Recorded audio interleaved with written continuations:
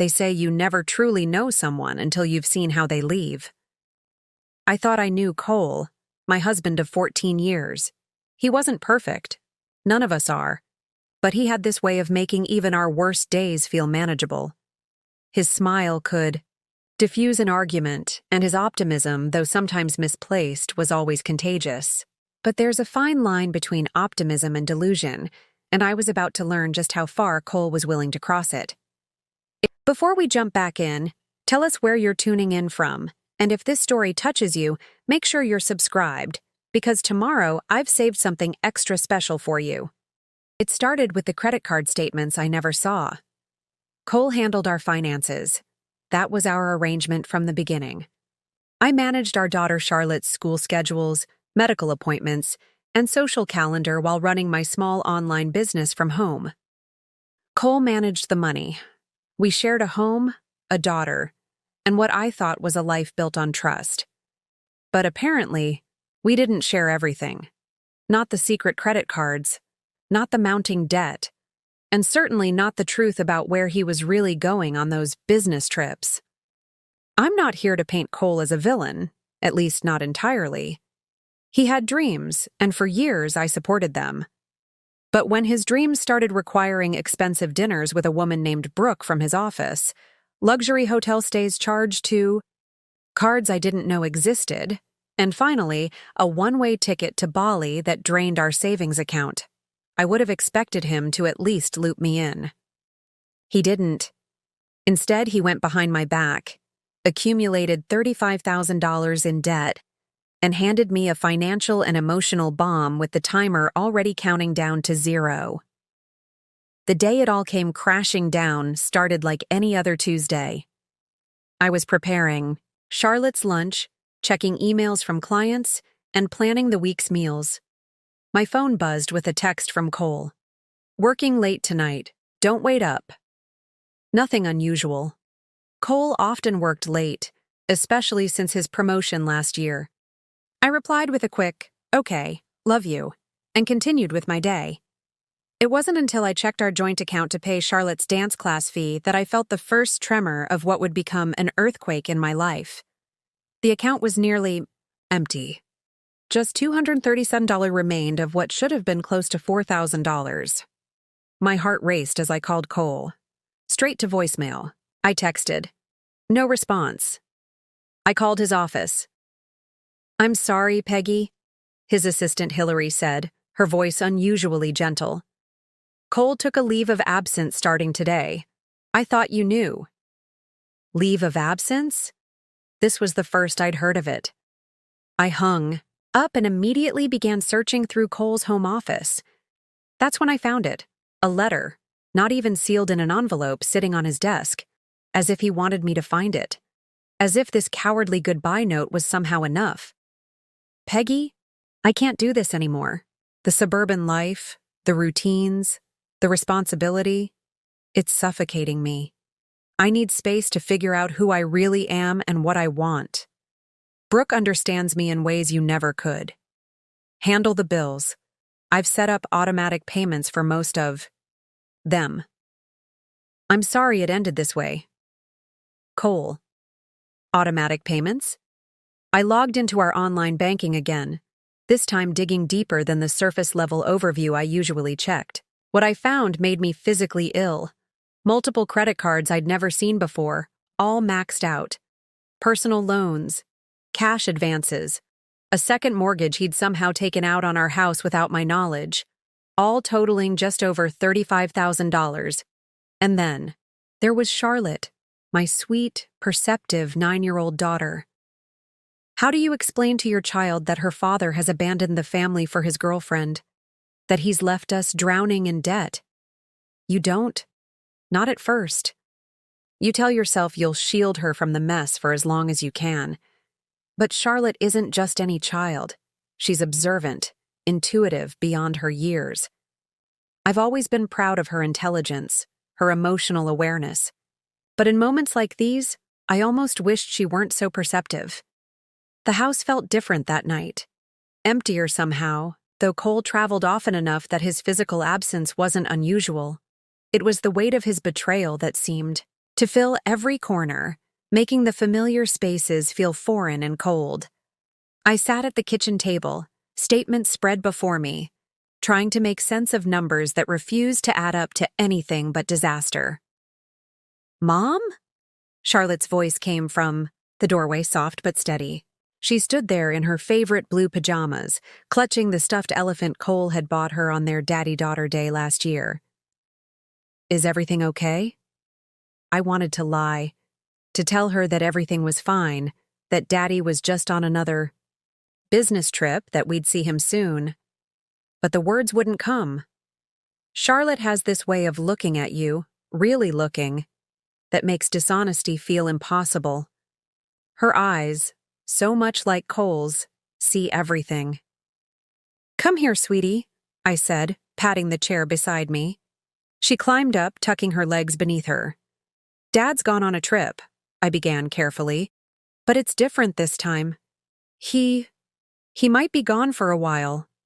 Charlotte studied my face, her expression far too serious for a 9-year-old.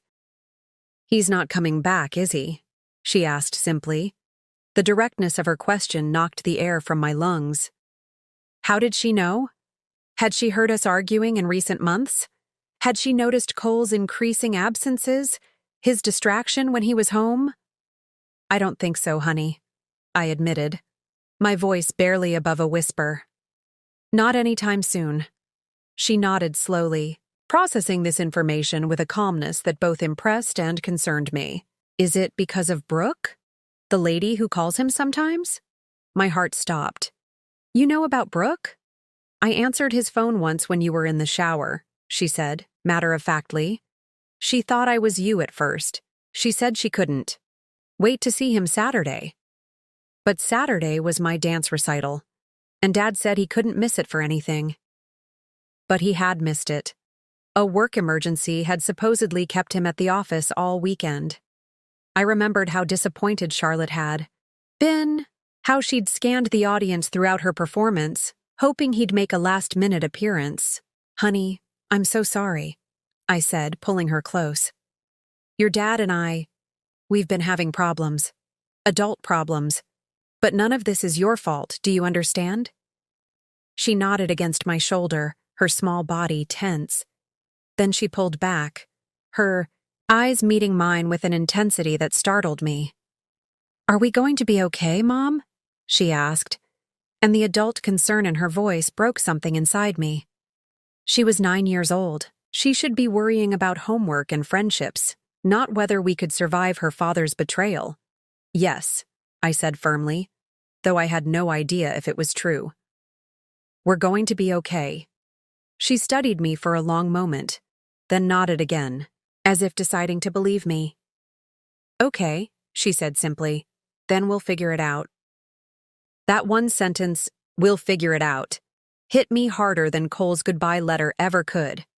My 9-year-old daughter, facing the collapse of her family with more courage than her father had shown, was offering me strength when I should have been the one reassuring her. As she hugged me goodnight and padded back to her bedroom, I sat in the silent kitchen, tears finally spilling onto the damning financial statements before me. How had we gotten here? When had Cole decided I wasn't enough? And how was I supposed to navigate this maze of debt and heartbreak while protecting Charlotte from the fallout? I didn't have the answers that night. All I knew was that somehow, I had to find the strength to keep moving forward. Not just for my sake, but for Charlotte's. Because while Cole might have abandoned his responsibilities, I couldn't afford that luxury.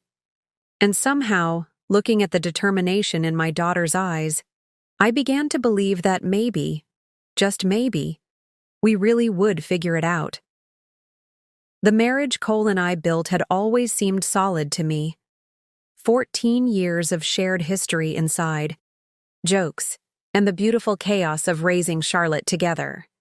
We met in college, both of us studying business, though Cole was the one with the real ambition. I was content with smaller dreams, eventually starting my freelance graphic design business so I could work from home after Charlotte was born. Preparing and narrating this story took us a lot of time, So if you are enjoying it, subscribe to our channel. It means a lot to us. Now back to the story. Our life in the suburbs of Denver wasn't extravagant, but it was comfortable. Our 3-bedroom house with the blue shutters and the maple tree in the front yard.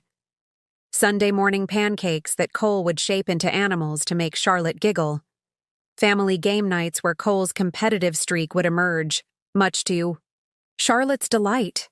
Monthly date nights where we'd reconnect as a couple, not just as parents. At least, that's what I thought we were doing.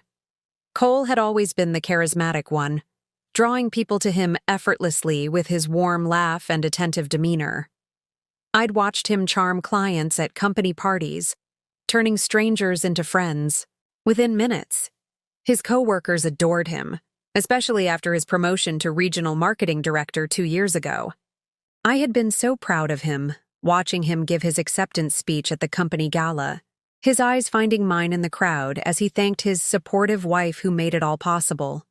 The irony of those words wasn't lost on me now. Looking back, I could see the subtle shifts that should have been warning signs. The gradual change in our routine. The way Cole began working later and later, his phone increasingly glued to his hand, always angled away from me. The decrease in intimacy, both emotional and physical. The sudden interest in his appearance, new clothes, a gym membership he actually used, a different cologne I hadn't picked out. I had attributed it all to his promotion, the natural stress of increased responsibility. I had been supportive, picking up more slack at home, making excuses to Charlotte when he missed her school events. Daddy's working hard for us, I'd tell her, believing it myself. Our home had been filled with photos documenting our life together. Cole and me on our honeymoon in Puerto Vallarta, sunburned and grinning. Charlotte as a newborn, cradled in Cole's arms, his face a mixture of terror and awe. Family camping trips, holiday gatherings, Charlotte's dance recitals, a visual timeline of what I thought was a happy family.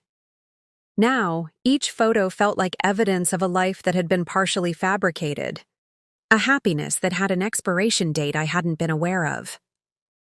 The morning after discovering Cole's letter, I woke up disoriented, the events of the previous day crashing back into my consciousness. For a fleeting moment, I hoped it had all been a nightmare. But the empty space beside me and the stack of credit card statements on my nightstand confirmed the harsh reality. I allowed myself exactly 5 minutes to cry, face buried in my pillow to muffle the sound. Then I washed my face, applied concealer to the dark circles under my eyes, and went to wake Charlotte for school. She was already up, dressed in her uniform, making her bed with a precision unusual for a 9-year-old. "Good morning, Mom," she said, her voice carefully neutral. "I made my lunch already." I stood in her doorway, momentarily speechless. Charlotte had never made her own lunch before. I'd always handled that, packing her favorites and including little notes with silly jokes or words of encouragement. "Thank you, honey," I managed, my throat tight. "That's very helpful." She nodded, sliding her packed lunch into her backpack. "I thought you might be tired this morning." The perceptiveness of children never ceased to amaze me. Charlotte wasn't just going through the motions of her morning routine.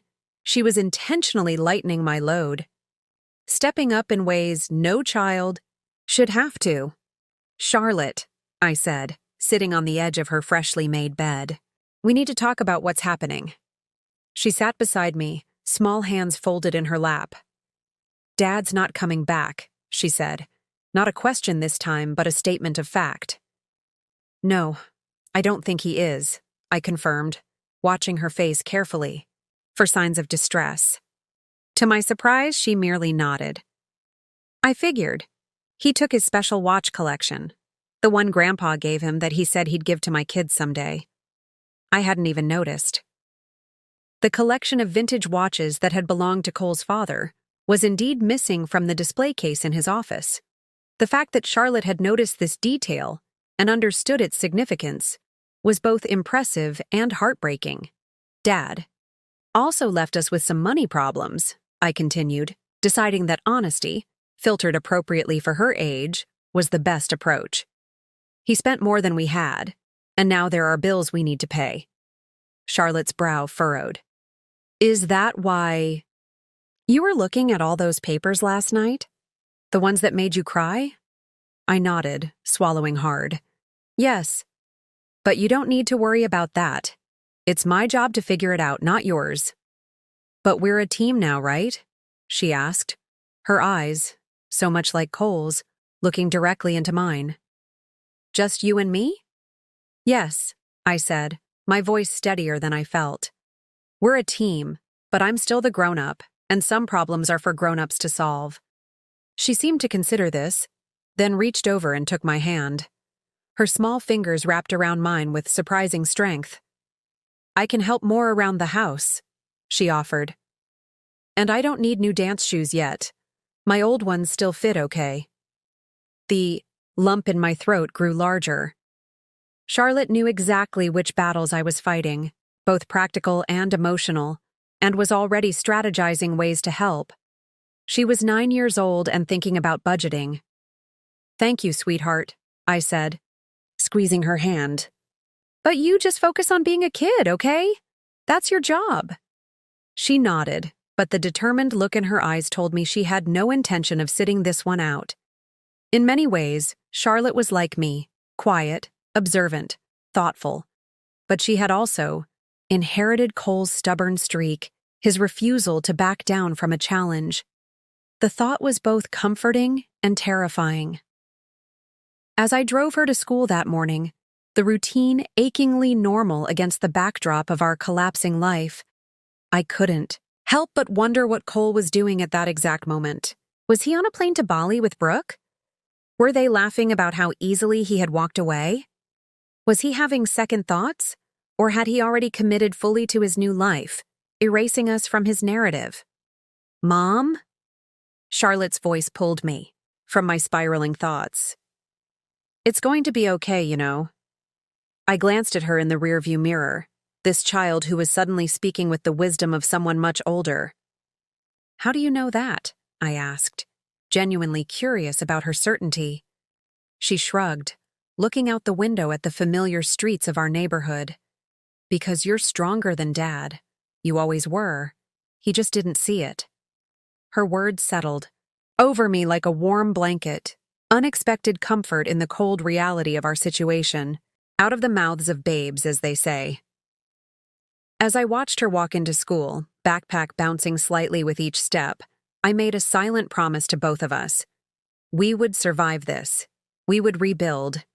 And somehow, we would find a way forward that didn't include Cole. What I didn't realize then was just how instrumental Charlotte would be in making that promise a reality.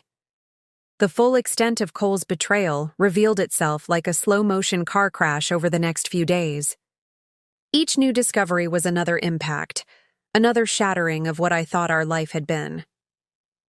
After dropping Charlotte at school, I called in sick to my freelance jobs and began a systematic investigation of our financial situation. What I found made my initial shock seem like a gentle wave compared to the tsunami that was our actual reality. The joint checking account that had been drained to $237 was just the beginning. Cole had opened 3 separate credit cards in his name over the past year, all maxed out at their $8,000 limits.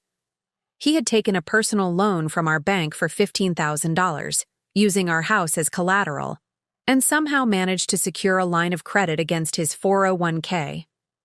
In total, he had accumulated $35,176 in debt, most of it in the past 8 months. 8 months. The timeline wasn't lost on me.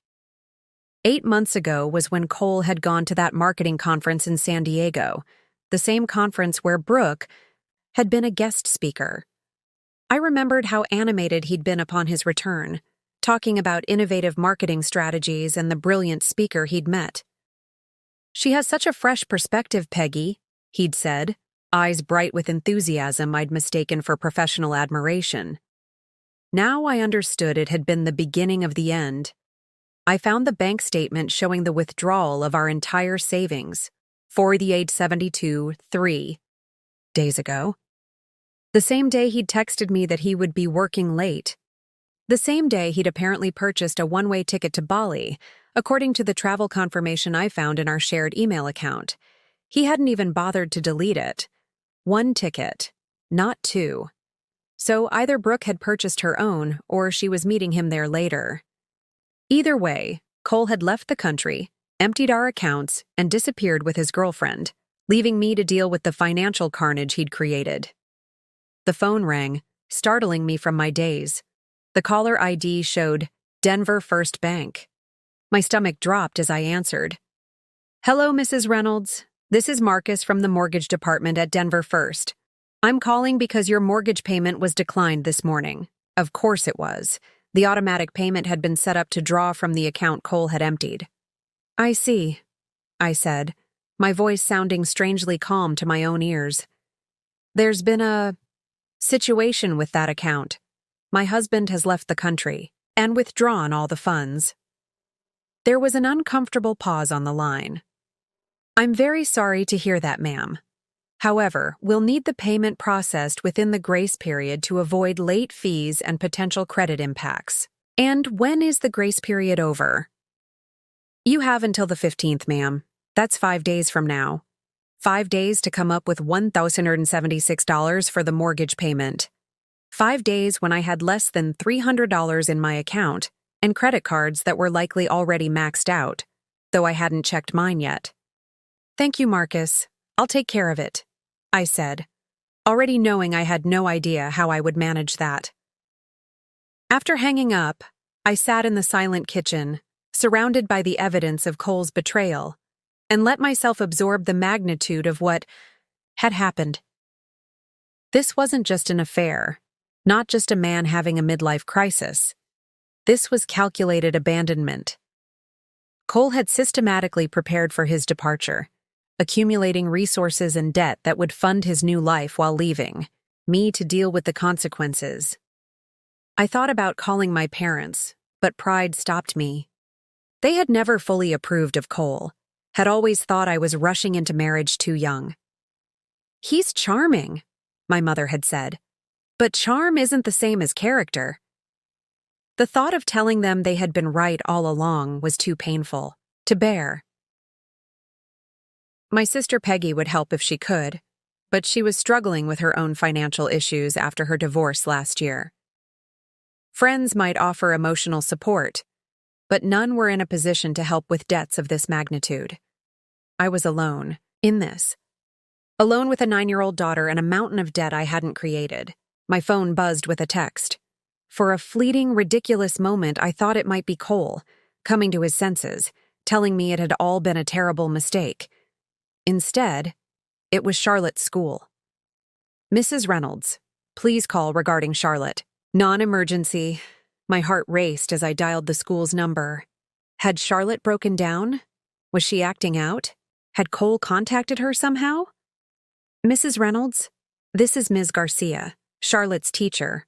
I wanted to check in with you directly. Charlotte mentioned this morning that her father has left the family. She seemed very matter-of-fact about it, which concerned me." I closed my eyes, guilt washing over me.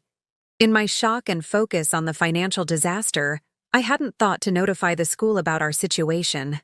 "Yes, that's correct," I confirmed. "It's very recent. Just yesterday, in fact. I'm still processing it myself. How is Charlotte doing?" "She's remarkably composed," Ms. Garcia said. "Almost too composed, if you understand what I mean. She completed her math test this morning with her usual precision, participated in group work, and hasn't shown any obvious signs of distress. But children often process trauma differently than adults. I wanted to make sure you were aware of our school counseling resources." "Thank you," I said, throat tight. "I'll definitely keep that in mind." After arranging a meeting with the school counselor for later in the week, I hung up and stared at the wall calendar in our kitchen, the one where I'd meticulously noted all of Charlotte's activities, Cole's business trips, and our family obligations. The current month showed 3 dance lessons, a dentist appointment, Charlotte's science fair, and a note on the 25th that read, "Anniversary dinner, 14 years. 14 years. nearly a decade and a half of what I thought was building a life together, all erased with a cowardly note and an empty bank account. I took the calendar off the wall, placed it face down on the counter, and made a decision. I could fall apart, or I could fight. For Charlotte's sake, falling apart wasn't an option. I opened my laptop and began making a list. First, immediate financial needs: mortgage, utilities, groceries. Next, legal consultation. I needed to understand my options regarding the debt Cole had left behind. Finally, income. I needed to increase my freelance work immediately. By the time the school bus dropped Charlotte off that afternoon, I had the skeleton of a plan. It wasn't much, and it certainly didn't address the full scope of our problems. But it was a start. Charlotte walked in, her face lighting up when she saw me waiting at the door. For a moment, she looked like any other 9-year-old coming home from school, eager to share stories, ready for a snack, homework still an abstract concern for later. Then her expression shifted subtly as she remembered our new reality. "Is Dad back?" she asked, though her tone suggested she already knew the answer. "No, sweetheart, he's not coming back." She nodded, accepting this with a maturity that broke my heart. Then she surprised me by pulling a folded piece of paper from her backpack. "I made this for you in art class," she said, handing it to me. It was a drawing of 2 stick figures, one tall with long hair, one small with pigtails, standing hand in hand beside a house. Above them, in Charlotte's careful handwriting, were the words, "Mom and me. We are strong." I stared at the simple drawing, emotion welling up in my throat. My 9-year-old daughter, processing her father's abandonment through art, had created not a scene of sadness or loss, but one of strength and resilience. "It's beautiful," I managed, pulling her into a hug. "And you're right. We are strong." "Strong enough to handle Dad's mess?" she asked, her voice muffled against my shoulder. I pulled back to look at her, surprised again by her perception. "Yes," I said with more conviction than I felt. "Strong enough for that and more." Little did I know just how much strength we would both need in the days to come. The first week after Cole left was a blur of numbers, phone calls, and mounting anxiety.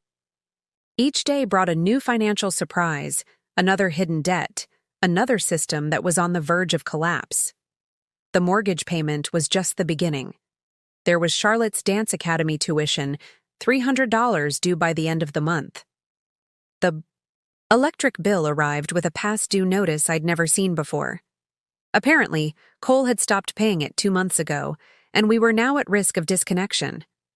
The credit card I used for groceries and household expenses was declined at the supermarket, leaving me to put back half the items in my cart while the cashier looked on with barely concealed pity. I discovered that Cole had been dipping into my personal accounts as well. The modest savings I'd accumulated from my freelance work, just over $3,000 I'd been setting aside for taxes, had been reduced to $847. He'd taken the rest, using the password I'd never thought to change because I never thought I'd need to protect my money from my husband. It wasn't just financial chaos he'd left behind. There were emotional landmines everywhere. The sympathetic looks from neighbors who'd seen Cole loading suitcases into his car. The birthday party invitation for Charlotte from a classmate whose mother called to check if Charlotte would still be attending given the circumstances. The whispers at school pickup that stopped abruptly when I approached. Worst of all was watching Charlotte navigate this new landscape. She maintained her composure in public, but at home I'd catch her sitting on her bed, staring at the family photo on her nightstand. The 3 of us at the beach last summer, all smiles and sunburns. She'd quickly wipe away tears when she noticed me watching. One night, I found her in Cole's closet, wrapped in one of his old sweatshirts, fast asleep. On the floor, it swallowed her small frame, a tangible reminder of the father-sized hole in her life. I carried her back to her bed, my own tears falling silently as I tucked her in. He didn't even say goodbye, she whispered, eyes still closed. He just left. I know, baby, I said, smoothing her hair back from her forehead. I know. The practical challenges were equally overwhelming. My freelance graphic design work had been steady but modest, enough to supplement our income when combined with Cole's salary, but nowhere near enough to support us alone and address the mountain of debt he'd left behind. I started reaching out to former clients, offering discounts for bulk projects. I applied for more consistent work with the marketing agencies I'd previously done one-off jobs for. I even updated my long-dormant LinkedIn profile at 2 a.m., desperate for any opportunity. That might help us stay afloat. The legal implications were just as daunting. After scraping together money for a consultation, I met with a lawyer named Dominic who specialized in family law. His office was sparse but professional, and he listened patiently as I outlined our situation. So he's left the country with another woman, emptied your accounts and left you with substantial debt, Dominic summarized, his expression grim. And much of this debt was acquired without your knowledge. That's right, I confirmed. Is there any way to protect myself from being responsible for it? Dominic leaned back in his chair, considering. It's complicated. Colorado is not a community property state, but it is an equitable distribution state. Generally speaking, debts acquired during marriage are considered marital debt, regardless of whose name they're in. My heart sank. So I'm responsible for all of it? Not necessarily, he cautioned. If you can prove he took out these loans fraudulently, or that they were used solely for his benefit or to further his affair, you might have grounds to contest your liability. But it's an uphill battle, especially with him out of the country. Can we freeze the accounts? Stop him from spending more? We can try, but bank accounts that have already been emptied are a moot point. As for the credit cards, in his name, you're not an authorized user, so you can't close them. The best approach is to file for divorce immediately and request temporary orders regarding finances. I flinched at the word divorce. Despite everything, hearing it said aloud made it real in a way that even Cole's absence hadn't. The divorce will take time, Dominic continued. But temporary orders could potentially protect you from further financial damage. Have you tried contacting him directly? I shook my head. His phone goes straight to voicemail. He hasn't answered emails.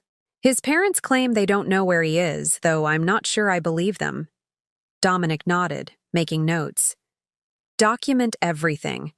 Every communication attempt, every bill, every piece of evidence about the affair and the financial deception.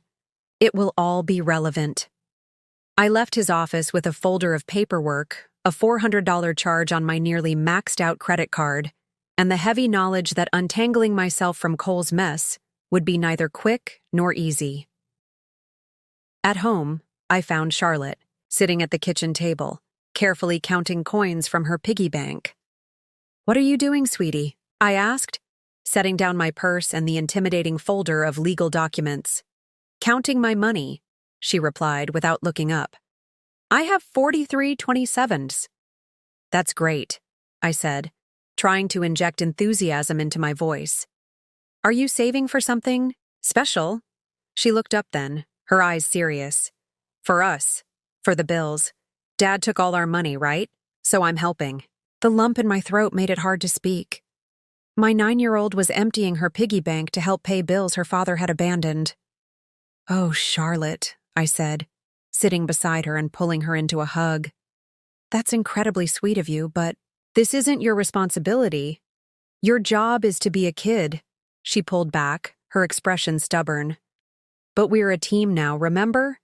Teams help each other." I stared at my daughter, this tiny person with an enormous heart, and felt something shift inside me. The overwhelming despair of the past week began to transform into something else, a fierce determination. "You're right," I said, holding her gaze. "We are a team. But you know what? We're going to be okay without this money. I promise." "How? Do you know?"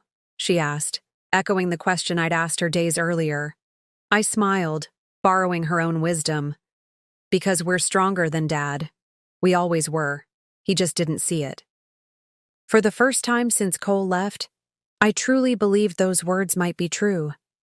Charlotte had always been perceptive, a quiet observer who absorbed everything around her.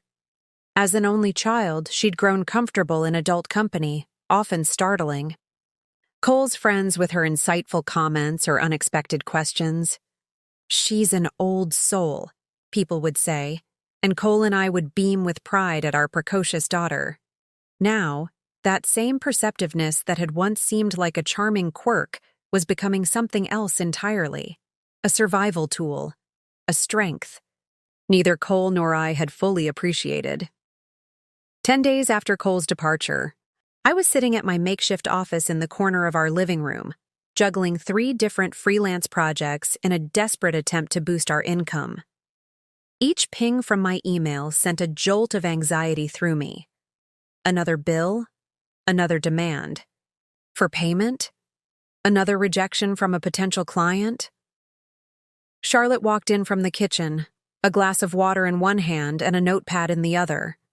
She sat cross-legged on the couch, observing me with that uncanny focus she sometimes had. "Mom," she said finally, "I think we need a system." I looked up from my laptop, bleary-eyed from staring at design mock-ups for hours. "A system?" She nodded, all business.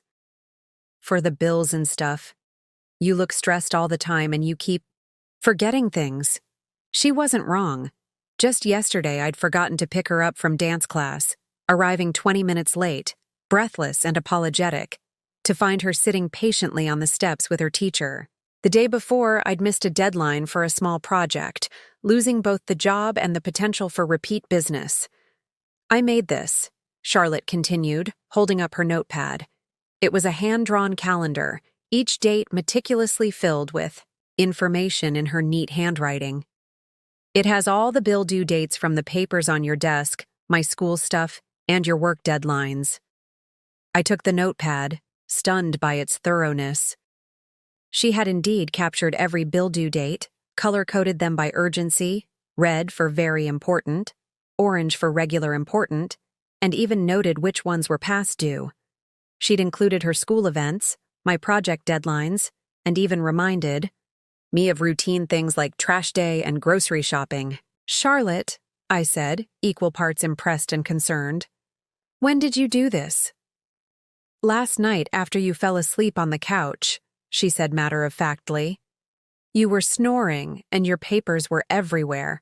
I thought it might help if it was all in one place." I stared at my daughter, this extraordinary child who was stepping up in ways I never could have anticipated or wanted. 9-year-olds shouldn't be organizing bill payments or worrying about their mother's work deadlines. They should be playing with friends, obsessing over silly TV shows, complaining about homework. And yet, here she was, offering her own brand of support in the most practical way she knew how. "This is really helpful," I admitted, flipping through the pages of her carefully constructed calendar. "But I don't want you to worry about all this adult stuff." "I'm not worried," she said with that straightforward confidence only children can truly manage. "I'm helping. There's a difference." I looked at her closely, trying to gauge whether this was truly a healthy way for her to process our situation or a warning sign of anxiety manifesting as control. "You know," I said carefully, "it's okay to be upset about Dad leaving. You don't have to be strong all the time." Something flickered across her face, a brief glimpse of the hurt child beneath the composed exterior. "I know," she said quietly. "But being sad doesn't fix anything. Being helpful does." The simple wisdom in her statement struck me with unexpected force. Charlotte wasn't just coping. She was actively choosing a response that gave her a sense of control in a situation where everything felt chaotic. It wasn't that she wasn't processing her father's abandonment. She was doing it in her own way, on her own terms. "You're pretty amazing, you know that?" I said, pulling her into a side hug. She leaned against me for a moment, allowing herself the comfort of physical contact. "I get it from you," she replied. I wasn't sure that was true. In the days since Cole left, I'd felt anything but amazing, just barely holding things together, constantly on the verge of tears. Waking up in the middle of the night with panic attacks about how we'd survive. But maybe Charlotte saw something in me that I couldn't see in myself. Maybe her confidence wasn't misplaced. Ms. Garcia says I have emotional intelligence, Charlotte added, pronouncing the term carefully. She says it means I understand feelings, mine and other people's. You've been talking to Ms. Garcia about this? I asked, surprised. Charlotte nodded. She's nice. She doesn't make me talk about Dad if I don't want to. She just lets me draw. And sometimes we play this game with feelings cards. I made a mental note to thank Charlotte's teacher for this quiet support I hadn't even been aware of. Yesterday, Charlotte continued, we talked about how sometimes when bad things happen, people find out they're stronger than they thought. That's very true, I agreed, wondering at the wisdom being imparted to my child by this thoughtful educator. Ms. Garcia says it's called post-traumatic growth, Charlotte stated with academic precision. It means after something really hard, you can grow in new ways. She paused, considering this concept. I think that's happening to us already. I studied my daughter, this small person navigating enormous emotional territory with a maturity that both impressed and concerned me. Was this healthy processing or premature adulthood being forced upon her? The line seemed blurry, and I made another mental note to discuss this with the school counselor at our upcoming appointment. Maybe you're right, I said softly. But it's also okay if sometimes we're just sad or angry or confused. Growth doesn't happen all at once. Charlotte nodded solemnly. I know. I still get mad when I think about Dad and that Brooke lady. Her face darkened momentarily. Sometimes I think about sending him pictures of us having fun without him so he knows what he's missing. The flash of vindictiveness was so unexpected from my usually empathetic child that I almost laughed. It was perhaps the most age-appropriate response she'd had yet. I get that feeling, I admitted. But you know what might be even better? What? Actually having fun without him. Not for the pictures, but for us. She considered this, then nodded slowly. That makes sense. We could start with movie night. Dad always picked boring movies anyway. This time I did laugh, a genuine sound that felt foreign after days of stress and grief. You're absolutely right. Dad's taste in movies was terrible. Charlotte grinned, delighted to have made me laugh. For a moment, she looked like the carefree child she was supposed to be, rather than the miniature adult she'd been forced to become. I looked again at the calendar she'd created, at her careful handwriting and thoughtful organization. Yes, it was concerning that she felt the need to take on this responsibility. But it was also a tangible reminder that I wasn't facing this crisis alone. Charlotte wasn't just a child I needed to protect. She was becoming an active participant in our survival, offering her own unique strengths to our suddenly two-person team. I would need to find the balance, allowing her to help in ways that gave her agency without burdening her with adult concerns. It wouldn't be easy, but then again, nothing about our new reality was. How about we use this calendar as our master plan, I suggested. But we add some fun things too? Things to look forward to that don't cost much money? Charlotte's eyes lit up. Like a park picnic, or a movie night with popcorn? Or maybe we could camp in the living room like we did when I was little? The enthusiasm in her voice was contagious. All of that, I agreed. Starting tonight. For the first time since Cole left, I felt something besides panic and grief. A tentative hope that perhaps, with Charlotte's unexpected strength beside me, we might not just survive this crisis, but eventually find our way to something better. 2. Weeks after Cole's departure, the reality of our situation had settled into a dull, persistent ache. The initial shock had given way to a grinding routine of work, worry, and forced normalcy for Charlotte's sake. I had developed a habit of crying in the shower, where the sound of running water would mask my sobs from Charlotte's perceptive ears. The meeting with Charlotte's school counselor had been both reassuring and concerning. Dr. Rivera, a kind-eyed woman with a gentle voice, had explained that Charlotte was showing remarkable resilience, but also signs of taking on too much responsibility. Children from disrupted homes often develop what we call parentification, she had explained. They assume adult roles and responsibilities beyond what's appropriate for their age. Charlotte is showing some of these tendencies. Is that harmful? I'd asked, guilt twisting in my stomach. Had I been leaning too heavily on Charlotte's apparent strength? It can be, if it goes too far, Dr. Rivera had said. Children need to be children. But some level of increased responsibility can actually be empowering, giving them a sense of control in circumstances where they might otherwise feel powerless. I carried this conversation with me as I navigated our new daily life, constantly, questioning whether I was striking the right balance between accepting Charlotte's help and protecting her childhood. The financial situation remained dire. I had managed to negotiate a payment plan for the mortgage, buying us a month of breathing room, but the credit card companies were less forgiving. Collection calls had become a daily occurrence, often during dinner or Charlotte's bedtime routine, creating a constant background of stress. I tried to shield Charlotte from these conversations, stepping outside or speaking in hushed tones, but she was too observant to miss the tension in my voice or the worry lines that had become permanent fixtures on my face. One evening, after a particularly aggressive call from a debt collector, I returned to the living room to find Charlotte, sitting with her knees pulled up to her chest, eyes wide with concern. "Was that about Dad's money again?" she asked. I hesitated, torn between honesty and protection. "Yes, but it's nothing for you to worry about. I'm handling it." She gave me a look that was far too knowing for a 9-year-old. "You say that, but your face gets all pinchy when you talk to them. And sometimes you forgot to eat dinner because you're working so much." I hadn't realized she'd noticed that. The meals I'd skipped to save food or because stress had killed my appetite. "I'm trying my best," I admitted, sitting beside her on the couch. "Some days are harder than others." "Is it because of the numbers on those papers? The ones you hide when I come in the room?" I closed my eyes briefly, weighing my options. How much should I tell her?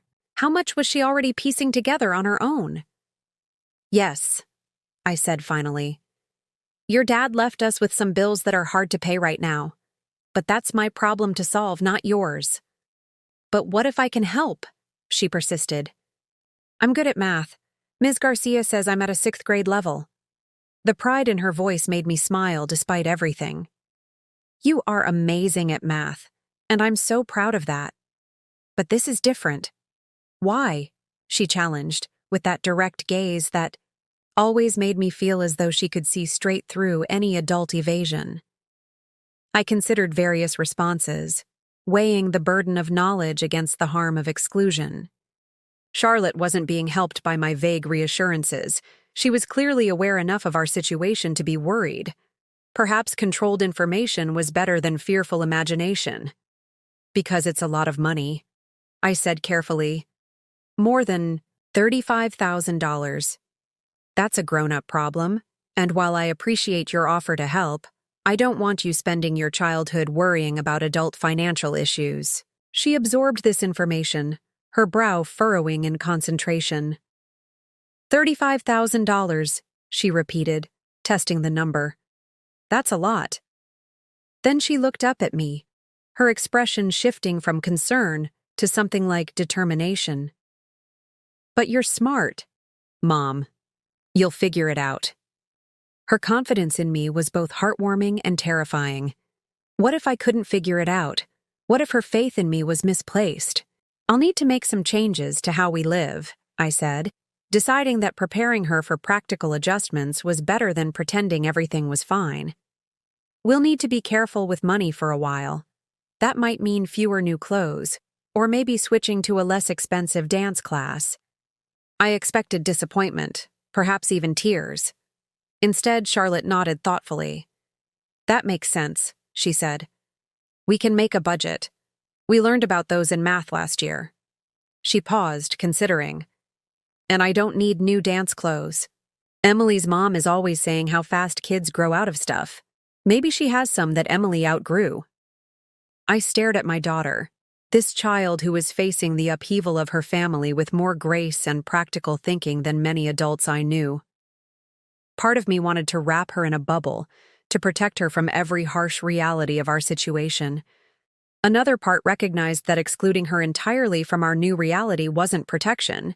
It was denial of her capacity to understand and adapt. "You're pretty incredible, you know that?" I said, pulling her into a hug. She leaned against me, allowing herself to be a child for a moment. "Does that mean we can work on the budget together?" I laughed despite myself. "We can work on some of it together," I compromised.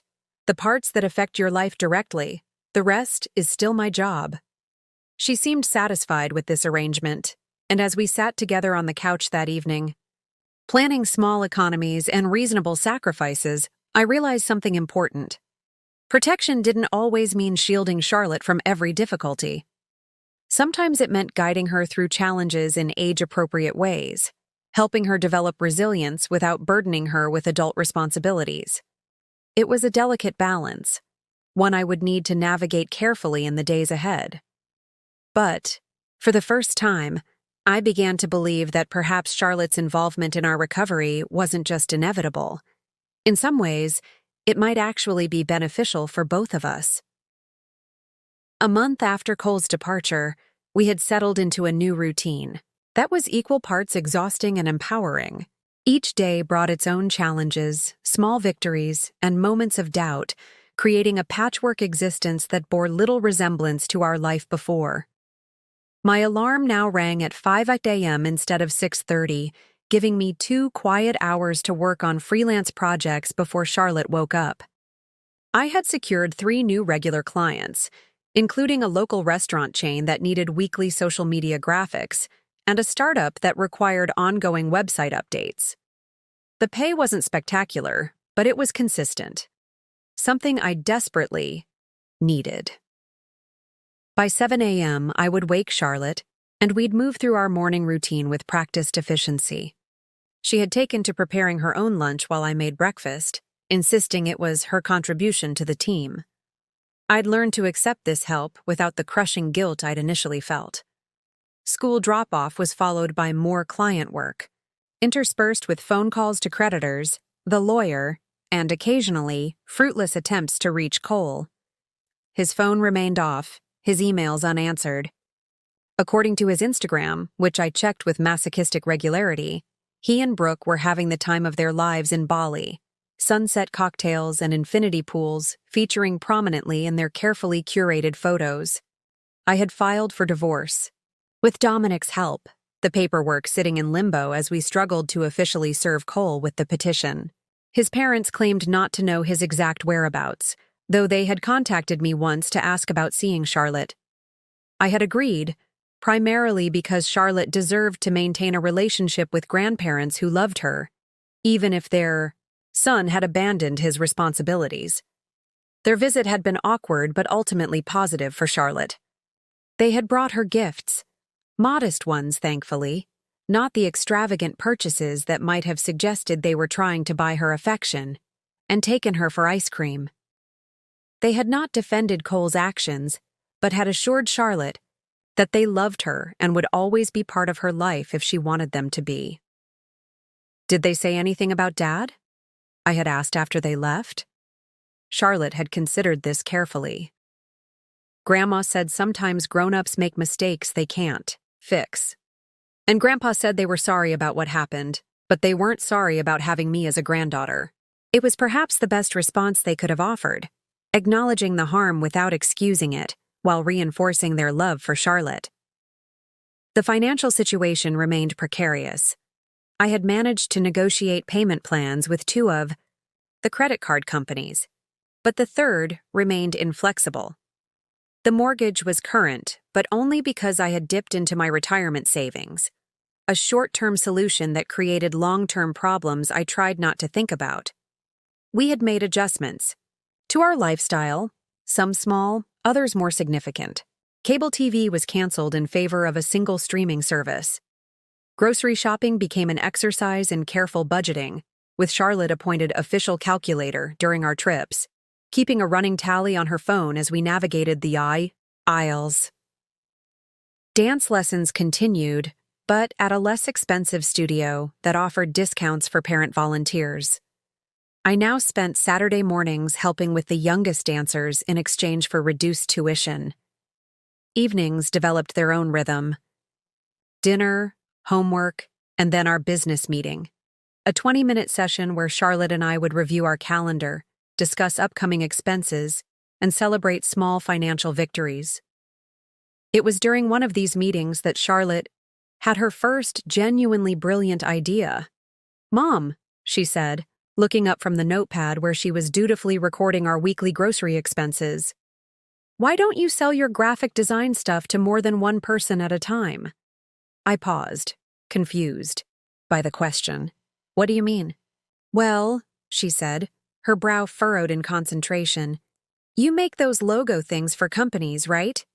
And it takes you a lot of time, and then you only sell it once. But what if you made things that lots of people could buy at the same time? Like stock graphics?" I asked, surprised by the sophistication of her thinking. She nodded enthusiastically. "Yes, Ms. Garcia showed us how authors write one book, but sell it to thousands of people. You could do that with your art, right?" I stared at my daughter, momentarily speechless. She had essentially described a digital product business model, something I had considered years ago but abandoned when my client work became steady.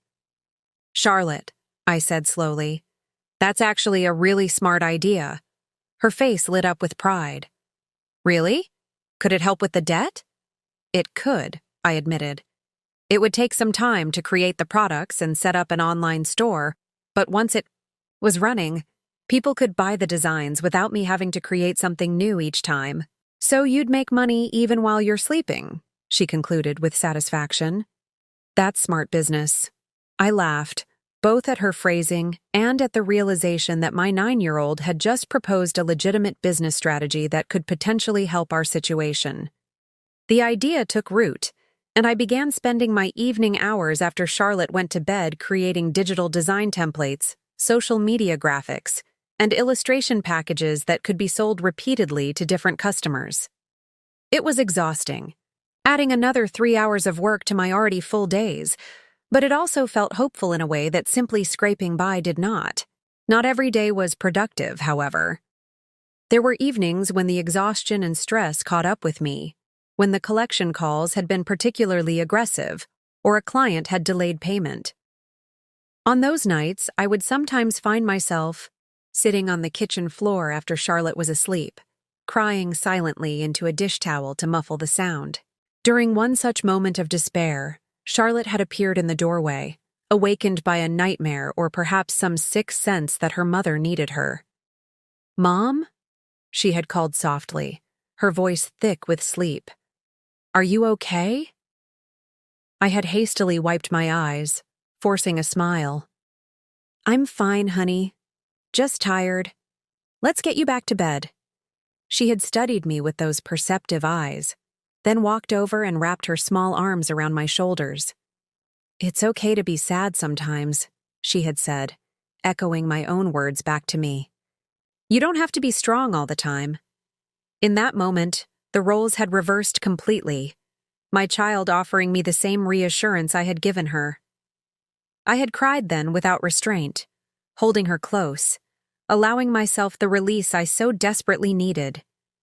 "I'm sorry," I had whispered when the tears finally subsided. "Why?"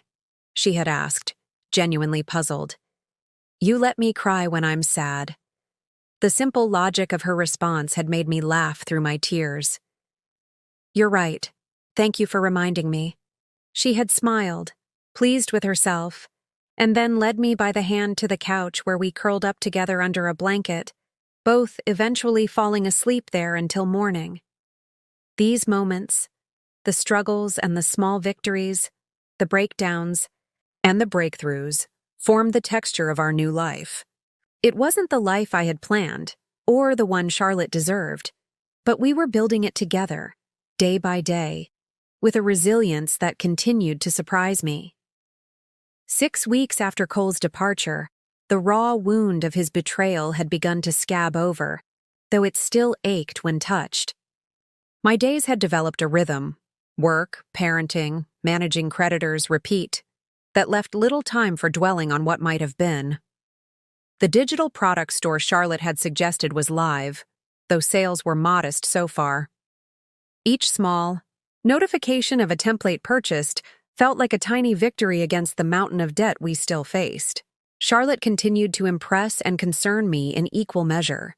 Her resilience was remarkable, but I sometimes caught glimpses of the pain she kept carefully hidden, like when a father-daughter dance was announced at school, or when her friend, Zoe, talked excitedly about her family's upcoming vacation. In those moments, Charlotte's smile would fix in place a little too perfectly, her eyes shuddering briefly before she redirected the conversation with practiced ease.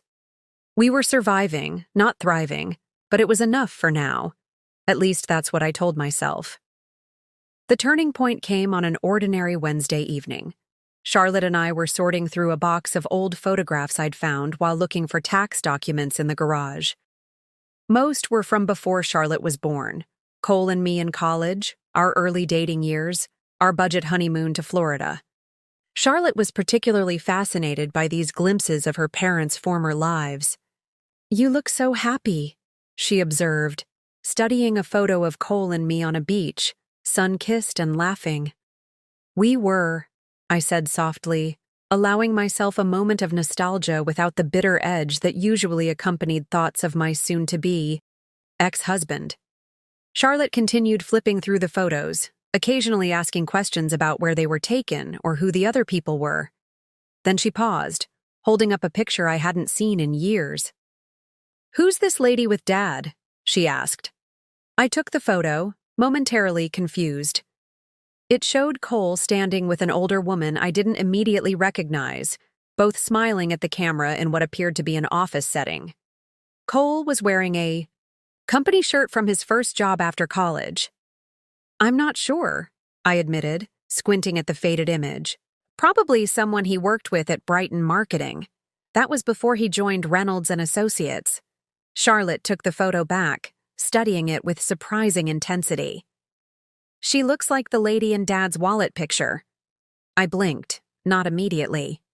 Understanding. "What wallet picture?" "The old lady picture Dad kept in his wallet," Charlotte explained, as if this should be obvious. "He showed me once when I found it. He said it was his aunt who helped him get his first job." A vague memory surfaced. Cole mentioning an aunt who had connections in the marketing world, someone who had given him his first break.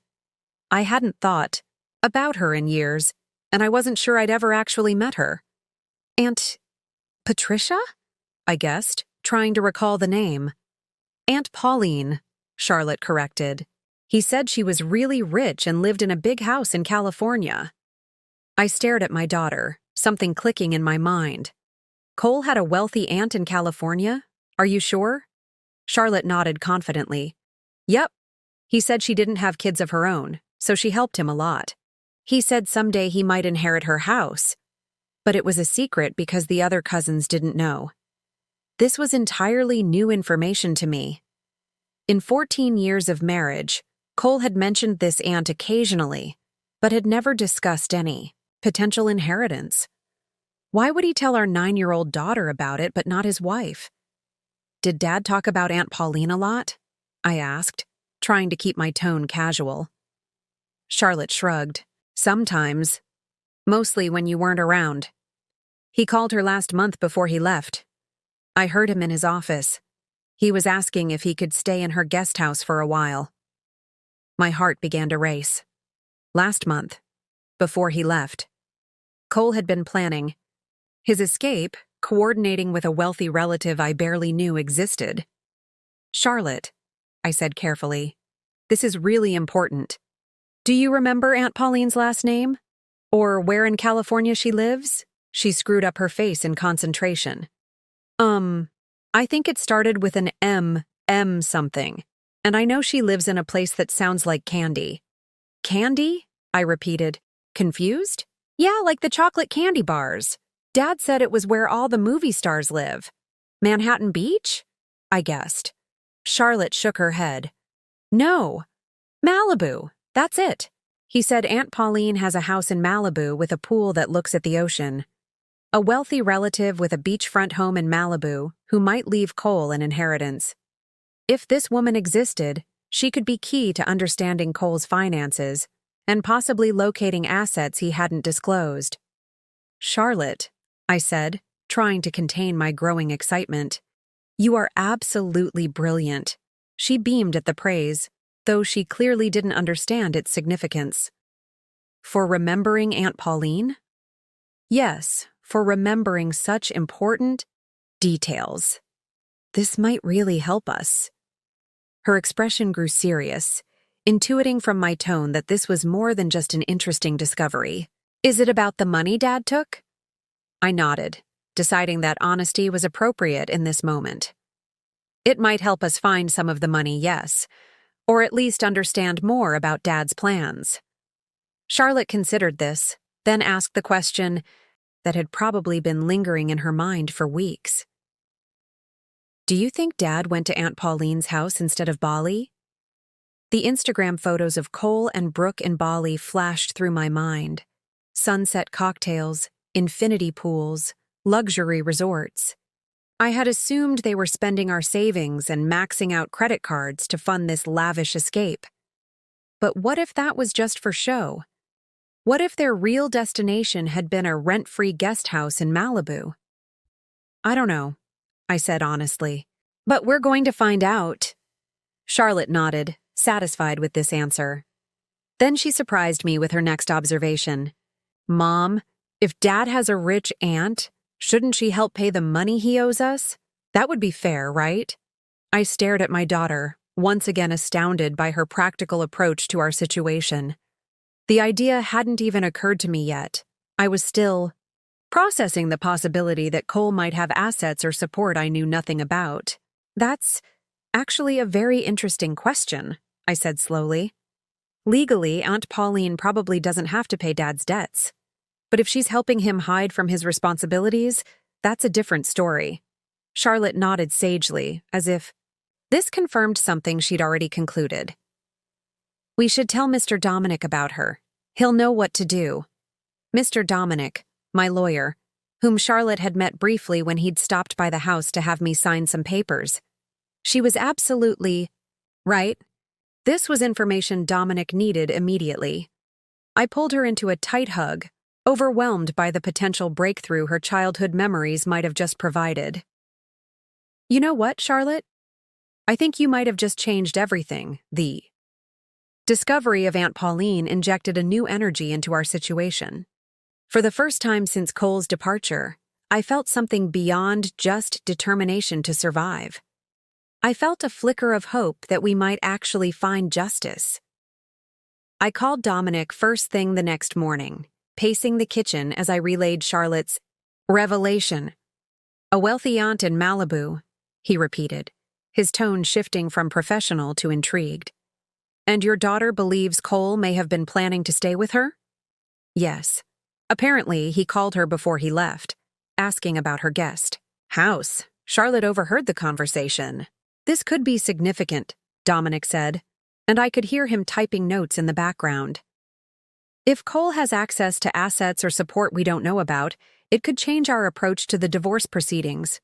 More importantly, if he's actually in California rather than Bali, we might be able to serve him with papers. How do we find out? I asked. Leave that to me, Dominic replied. I have a colleague in California who specializes in asset investigations. What was the aunt's name again? Pauline M. something, I said, frustrated by the limited information. Charlotte couldn't remember the last name, just that it started with M. And she lives in Malibu, apparently in a house with an ocean view. That narrows it down to about 500 wealthy homeowners, Dominic said dryly. But if she's Cole's aunt, we can work backward through his family records. Do you have his parents' contact information? I hesitated. Yes, but I'm not sure they'll be forthcoming. They've been cordial for Charlotte's sake, but they're still his parents. Let me handle them, Dominic suggested. Sometimes people are more responsive to official inquiries from an attorney than they would be to a family member. After hanging up, I found Charlotte at the kitchen table, carefully organizing her school supplies for the day. She looked up as I entered, her expression questioning. Mr. Dominic thinks your information about Aunt Pauline is very helpful, I told her, pouring myself a much-needed cup of coffee. He's going to try to find her.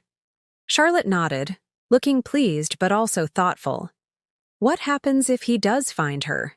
And Dad is there? It was a good question, one I hadn't fully considered in my excitement over this potential lead. What was the end game here? Confrontation? Legal consequences? Financial recovery? Well, I said, sitting across from her, if we can prove where Dad is, the court can make sure he receives the divorce papers. And if he's been hiding money or has access to money we didn't know about, that could help us with the debt he left us. Charlotte considered this, her brow furrowed in concentration.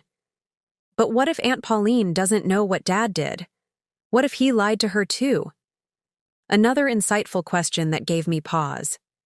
We were operating on the assumption that this aunt was complicit in Cole's abandonment of his responsibilities, but Charlotte raised a valid point.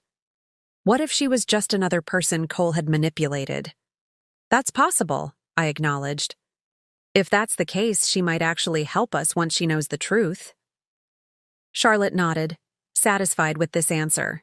Then she surprised me with her next suggestion. We should make a detective board, she said decisively. Like in those mystery shows, with all the clues about Dad and the money and Aunt Pauline.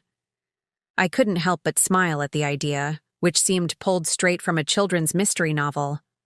But as I thought about it, the concept had merit.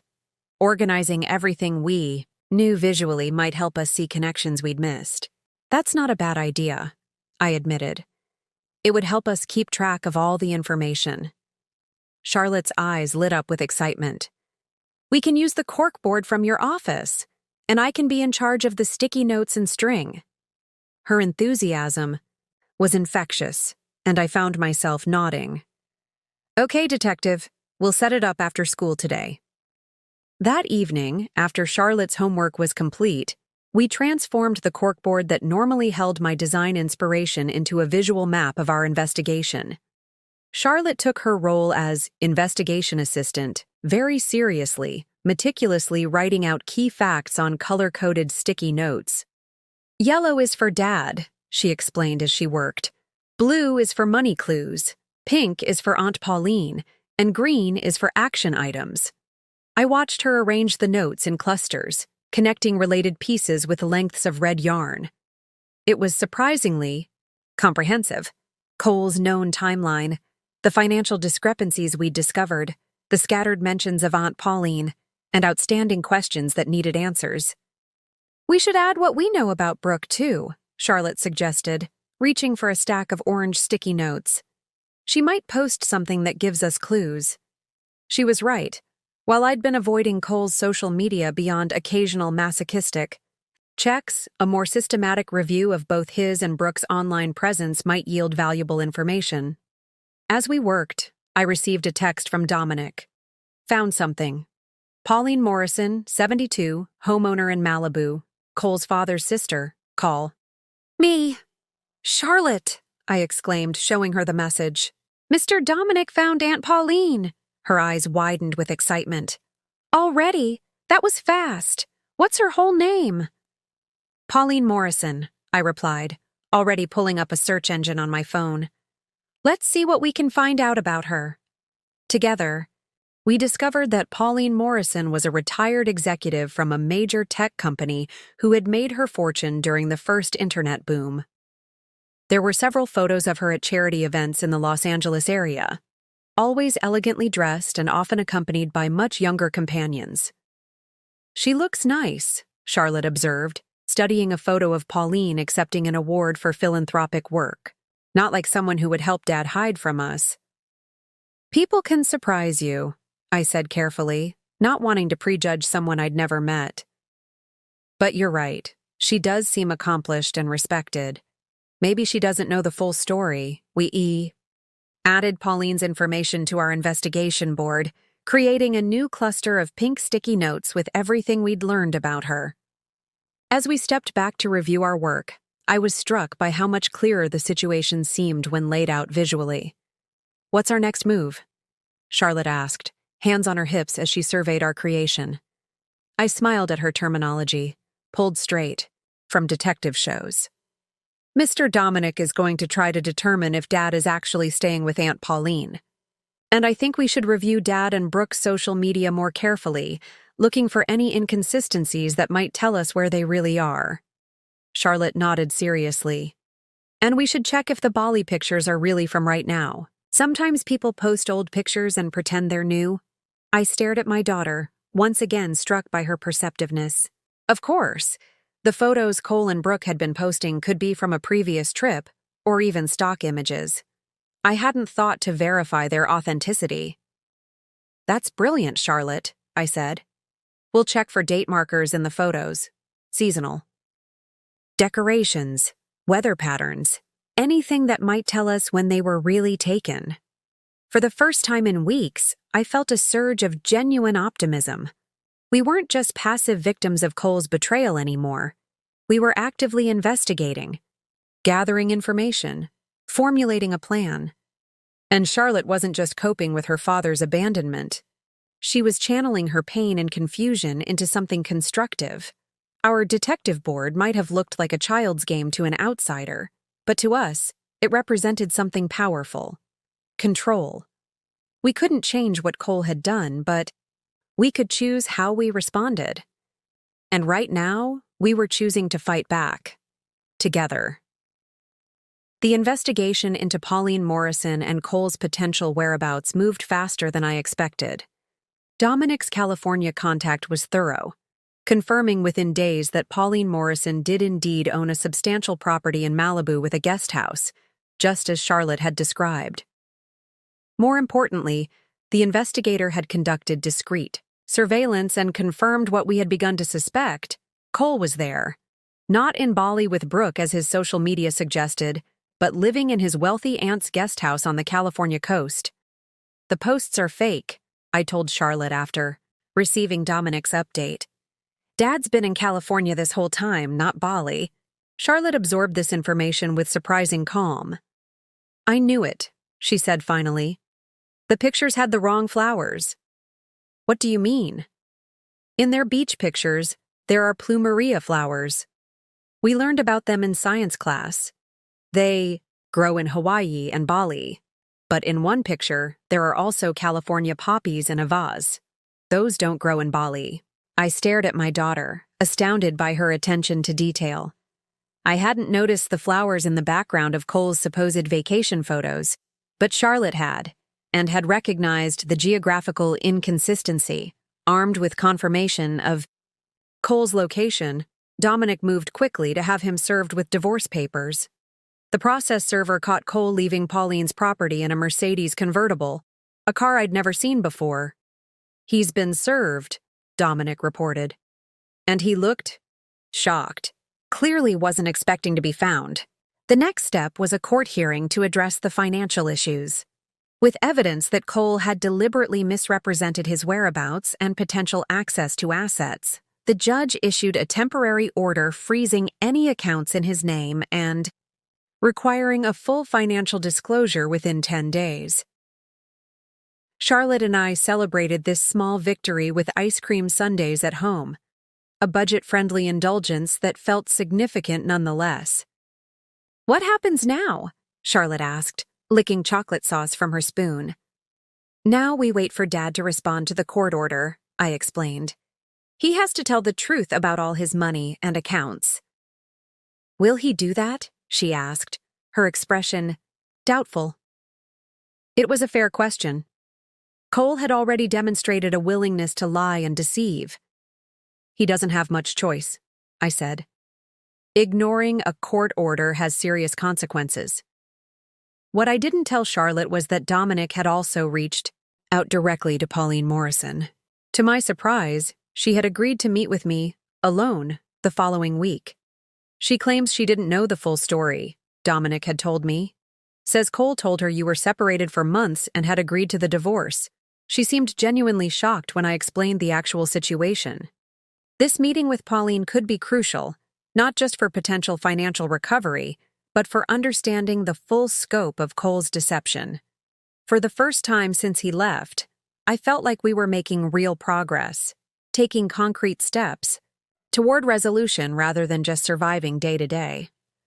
That night, I updated our investigation board, moving several sticky notes from the questions column to answers. Charlotte watched with satisfaction as the board shifted from a collection of mysteries to a record of discoveries. "We're good detectives," she declared, adding a new green sticky note. "Operation Find Dad. Mission accomplished." The day before my scheduled meeting with Pauline Morrison, I received a call from Dominic that sent our carefully constructed plans into disarray. "We have a problem," he said without preamble. "Cole's filed for bankruptcy."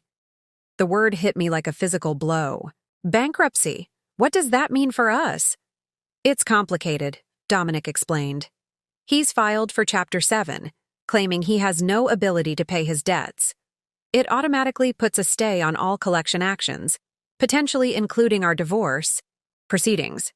"He can't do that," I protested. "He has access to money. He's driving a Mercedes and living in a Malibu guest house." "Which is why this looks like a deliberate attempt to avoid financial responsibility," Dominic agreed. "But it still creates complications. The bankruptcy court will appoint a trustee who'll investigate his assets, but that takes time. And if the car belongs to his aunt and he's not paying rent, he could argue he has no significant assets." I sank into a chair, the familiar weight of anxiety settling back onto my shoulders just when I thought we were making progress. "What about the meeting with Pauline tomorrow?" "Still go," Dominic advised. "But be careful what you say. With this bankruptcy, filing, anything that could be interpreted as harassment or undue pressure could backfire." I hung up feeling deflated. When Charlotte came home from school, vibrating with excitement about our progress, I struggled with how much to tell her. "Did something happen?" she asked immediately, reading my expression with her usual perceptiveness. I sighed, deciding on a simplified truth. "Dad's trying to use legal tricks to avoid paying what he owes. It might make things take longer than we hoped." Charlotte absorbed this, her face scrunching in thought. "That's not fair," she said finally. "But we're still meeting the aunt tomorrow, right?" "Yes," I confirmed. "I'm still going to meet with her." "Can I come?" she asked hopefully. I shook my head. "Not this time. It's going to be a grown-up conversation that might get complicated." Though disappointed, Charlotte accepted this decision with her usual maturity. Then she surprised me with her next question. "Does Dad know we found Aunt Pauline? Maybe that's why he's doing the bankruptcy thing now." Once again, my daughter's insight was startling. The timing of Cole's bankruptcy filing, immediately after, being served with divorce papers at Pauline's house, suggested it was indeed a reactive move. "You know what? I think you're right," I told her. "Dad's probably panicking because we figured out his plan." Charlotte nodded, a determined gleam in her eye. "Then we just need a better plan." That evening, as I prepared for the meeting with Pauline, my phone chimed with a text from an unknown number. The message made my blood run cold. "Back off or you'll regret it. Leave Pauline out of this." It had to be from Cole. The timing, the reference to Pauline, the threatening tone, it all fit his increasingly desperate attempts to avoid responsibility.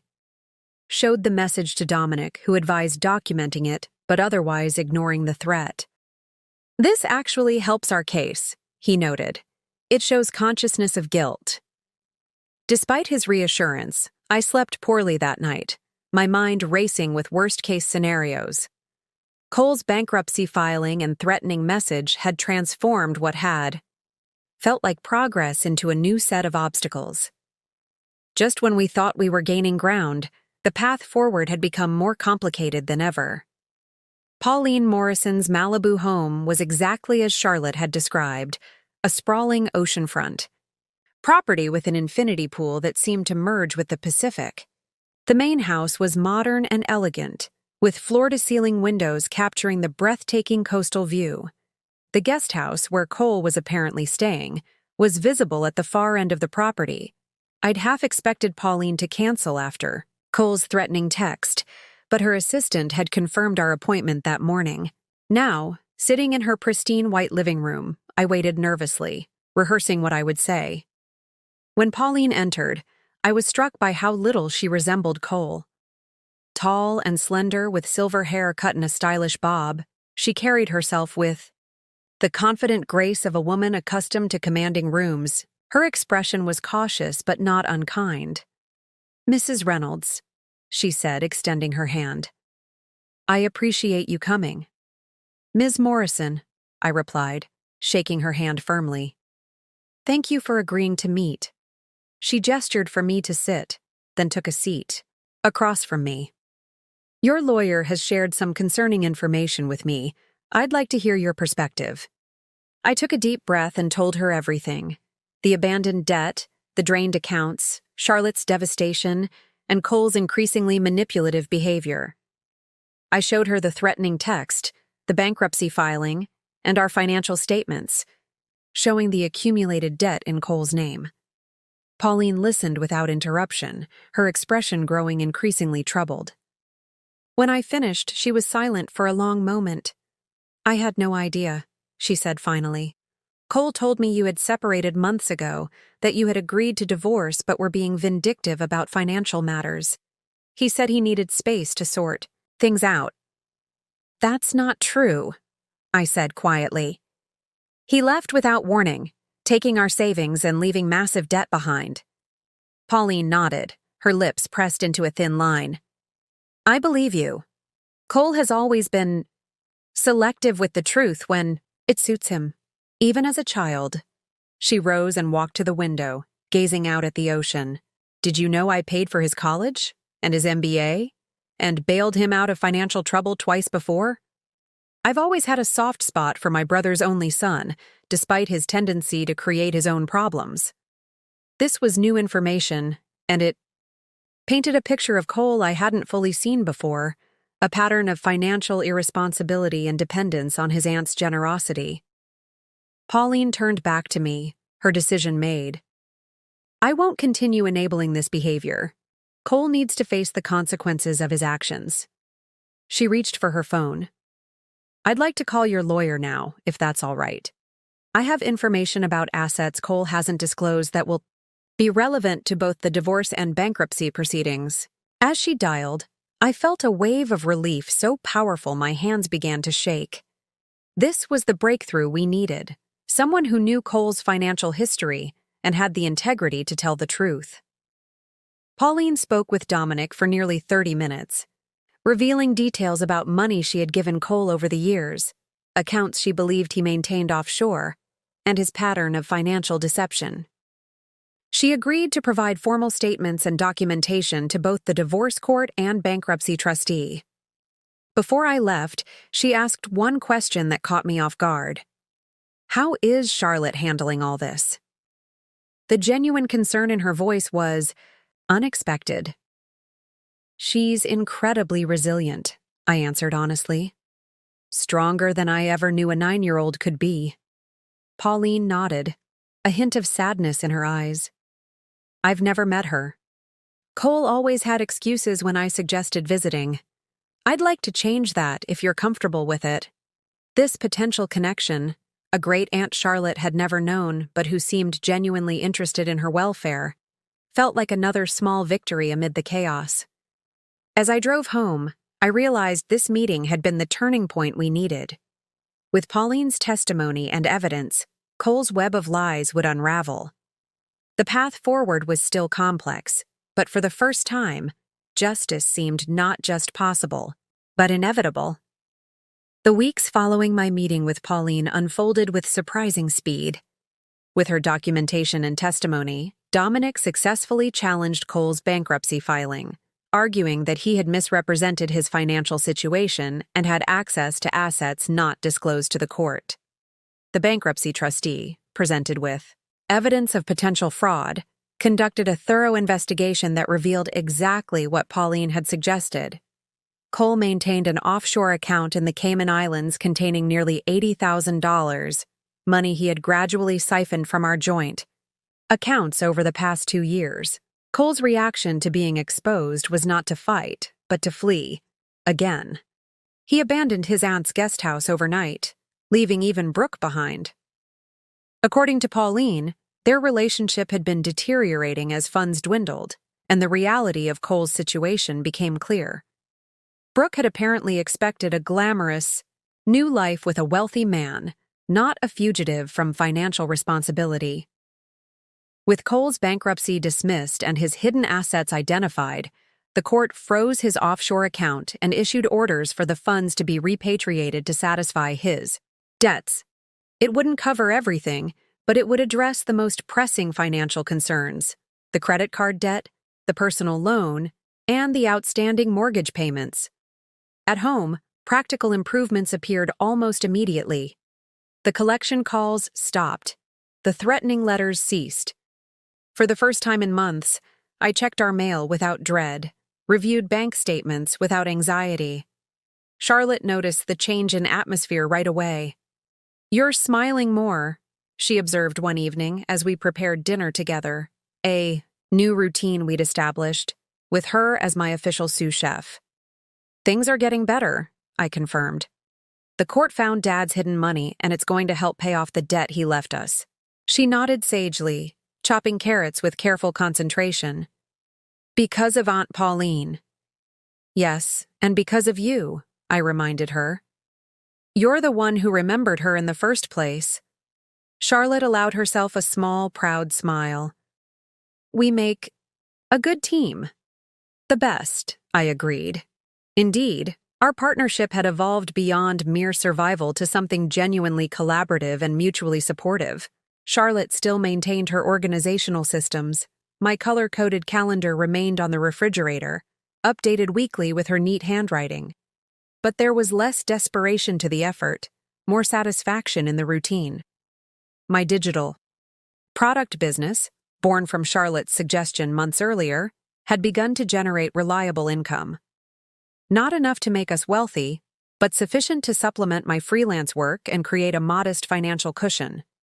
Each sale felt like another brick in the foundation of our new life. The most unexpected development was Pauline's continued presence. True to her word, she had asked to meet Charlotte, and the two had formed an immediate connection based on their shared appreciation for organization and straight talk. Pauline now visited monthly, always bringing thoughtfully chosen gifts that acknowledged Charlotte's interests rather than attempting to buy her affection. For Christmas, she surprised us both with a practical gift that brought tears to my eyes. She paid off the remainder of our mortgage, effectively removing the largest financial burden from our shoulders. "Consider it restitution for my nephew's behavior," she said when I tried to protest, "and an investment in Charlotte's future." Cole remained elusive, reportedly traveling through Southeast Asia to stay beyond the reach of American courts. His Instagram posts had stopped entirely. No more staged photos of tropical paradise. No more pretense of the perfect escape. His absence, once a gaping wound in our lives, had gradually transformed into something else. Not quite healing, but adaptation. We had built a new normal that didn't include him, and discovered it was stronger than the life he had abandoned.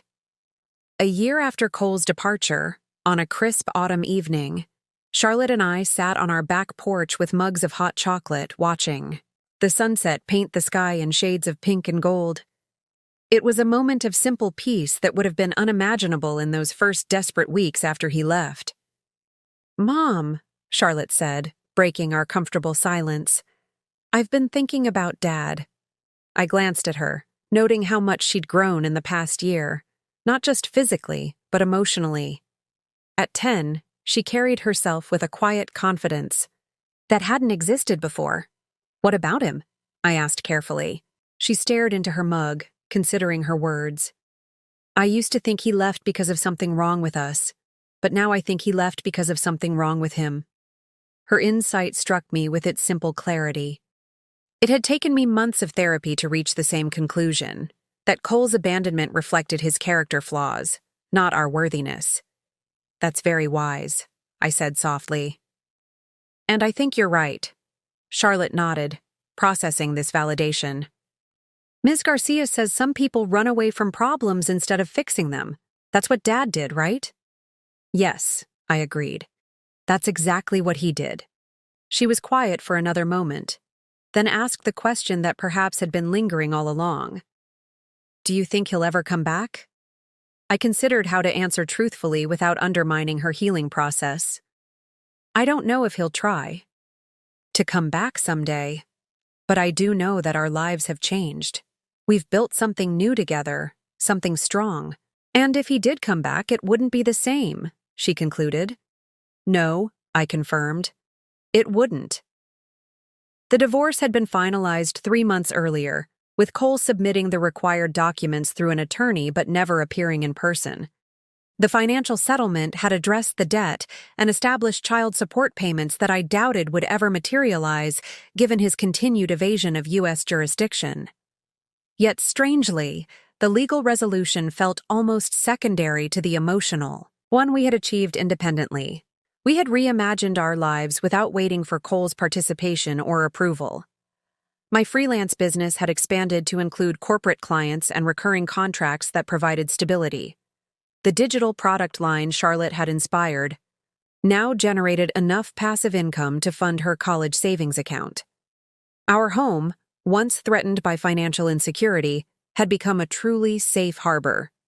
More significant than these practical achievements was the shift in our perspectives. What had begun as a crisis had transformed into an unexpected journey of growth. I had discovered capabilities I never knew I possessed: financial management skills, entrepreneurial instincts, and a resilience that sustained us through the darkest moments. Charlotte had developed an emotional maturity that, while occasionally concerning in its precocity, would serve her well throughout life.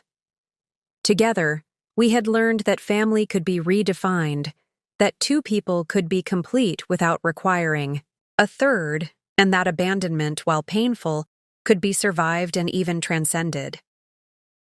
As the final rays of sunlight disappeared behind the horizon, Charlotte leaned against my shoulder, comfortable in our shared understanding. The hurt remained. It probably always would to some degree, but it no longer defined us. We did it, Mom, she said simply. We figured it out. And in those few words, she captured the essence of our journey. Not just survival, but triumph. Not just endurance, but transformation. 18 months after Cole walked out of our lives, Charlotte and I stood in the doorway of her newly decorated bedroom, admiring our weekend project. Gone were the princess decals and pink walls of her younger years, replaced by teal paint, geometric shelving, and a proper desk where her investigation board had once hung. It's perfect, she declared, surveying her more grown-up space with satisfaction. At nearly 11, Charlotte had begun middle school with the same quiet determination she'd shown throughout our ordeal. Her teachers consistently praised not just her academic abilities, but her emotional intelligence and problem-solving skills, qualities that had been forged in the crucible of our family crisis. I had changed too. The paralyzed, panicked woman who once sat crying on her kitchen floor, surrounded by bills, now ran a successful design business with multiple employees. The digital product line Charlotte had suggested had expanded into a subscription service for small businesses, providing steady income independent of my client work. Our relationship with Pauline had deepened beyond what either of us could have anticipated. She had become a mentor to me and a loving great aunt to Charlotte, filling roles in our lives that extended far beyond financial support. Her perspective, sharp, pragmatic, occasionally blunt, had proven invaluable as I navigated single parenthood and business ownership. Cole's shadow had gradually receded from our daily lives. Charlotte still occasionally asked about him, but with the curiosity of someone examining a faded photograph rather than the raw pain of abandonment. The last we'd heard, he was in Thailand, teaching English and apparently living modestly. A far cry from the luxury lifestyle he'd abandoned us to pursue. The irony wasn't lost on me. While Cole had fled responsibility in search of freedom, Charlotte and I had faced our challenges head-on and found something more valuable: genuine independence and self-sufficiency. That evening, as Charlotte worked on her science project at her new desk, I received an email from a major design publication wanting to feature my business in their Women Entrepreneurs issue. The writer had heard about my story: single mom, builds successful business after financial abandonment, and thought it might inspire others. My first instinct was to decline. Our struggle had been personal, not a motivational story for public consumption. But when I mentioned it to Charlotte, her response surprised me. "You should do it, Mom," she said without hesitation. "It might help someone else who's going through what we did." Her perspective shifted mine. Perhaps sharing our journey, the shock, the struggle, and ultimately the triumph, could offer hope to someone else facing similar circumstances. "Maybe you're right," I admitted. Charlotte smiled, that wise expression I'd come to recognize settling over her features. "I usually am," I laughed, acknowledging the truth in her playful boast. She had been right about so many things, from the digital product line to Aunt Pauline to our capacity to rebuild our lives. As I looked at my daughter, confidently tackling her project in a room that symbolized her growth, I realized the most profound lesson of our journey. Sometimes the worst chapters of our lives lead to the most beautiful transformations. Cole's betrayal had shattered our family, but from those broken pieces, Charlotte and I had built something new and unexpectedly strong. We had discovered capabilities we never knew we possessed, developed a partnership deeper than typical mother-daughter bonds, and created a life that was entirely our own. The road hadn't been easy, and there were surely challenges ahead. But we would face them as we had faced everything else, together, with the resilience and determination that had become our hallmarks. "We're going to be okay," Charlotte had said in those early, desperate days after Cole left. She had been right about that, too. We weren't just okay, we were thriving. They say that life's most difficult moments reveal who we truly are. When Cole walked out on our family, leaving nothing but debt and devastation in his wake, I discovered truths about myself, about my daughter, and about resilience that I never would have learned in easier times. This story isn't just about a husband's betrayal or a mother and daughter overcoming financial hardship. It's about the unexpected strength that emerges when we're forced to rebuild from ruins. It's about discovering that our greatest resources often lie within ourselves and the people who stand beside us, even when those people are only 9 years old. Charlotte's simple statement, "We'll figure it out," became more than just childish optimism. It became our mantra, our strategy, and ultimately, our reality. In those 4 words lay the essence of resilience, the belief that challenges, no matter how overwhelming, can be faced and overcome through persistence, creativity, and courage. What I've learned through this journey is that life's worst betrayals don't have to define us. We can acknowledge their pain while refusing to be limited by them. We can transform our wounds into wisdom, our struggles into strength, our setbacks into stepping stones. Had Cole not left, I might never have discovered my entrepreneurial abilities or Charlotte's remarkable emotional intelligence. I might have continued indefinitely in a relationship built on illusions rather than honesty. I might never have known the deep satisfaction of creating security through my own efforts, or the joy of the bond that forms when a parent and child face adversity together. This isn't to say I'm grateful for what happened. The pain was real. The challenge is daunting. But I've come to recognize that sometimes what feels like an ending is actually a beginning. What seems like destruction can become creation. What appears to be a crisis can become a catalyst for growth. If you're facing your own moment of betrayal or devastation, know this: you are stronger than you realize. And with enough time, enough support, and enough determination, you too will be able to say with confidence, "We figured it out." Up next, you've got 2 more standout stories right on your screen. If this one hit the mark, you won't want to pass these up. Just click and check them out. And don't forget to subscribe and turn on the notification bell so you don't miss any upload from us.